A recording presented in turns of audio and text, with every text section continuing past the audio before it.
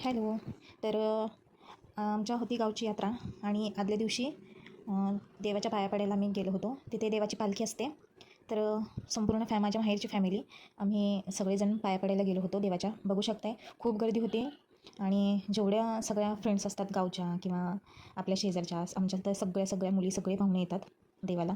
आदल्या दिवशी जत्रेच्या आदल्या दिवशी रात्रीचा हा कार्यक्रम असतो. बघू शकता तुम्ही मंदिर किती अगदी छान सजवलेलं आहे. तर आम्ही सगळे तिथे गेलो देवाचा आशीर्वाद घेण्यासाठी. पूर्ण फॅमिली आम्ही गेलो होतो.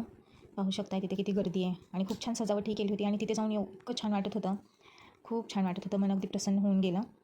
बघा इथे देवाची पालखी ठेवली होती, तर तिथे आम्ही दर्शनाला गेलो आणि ते बघू शकताय या बहिणी आहेत माझ्या, त्याही आल्या होत्या. माझी ताई, आम्ही म्हणजे पूर्ण फॅमिलीच आलो होतो. बघा मी लाईनला उभी राहिली होती, मला काही नंबरच मिळत नव्हता. नंतर आम्ही देवाचं दर्शन घेतलं, देवाच्या पाया पडलो आणि बघा किती छान पालखी सजवलेली आहे. खूप छान वाटतं असं गावी गेल्यानंतर. माहेरी गेल्यावर आपण देवाला जातो त्यावेळेस खूप छान वाटतं. इथे आपले भेटलेले आहेत फॉलोअर्स आणि ही माझ्या ओळखीची ही ताई आहे.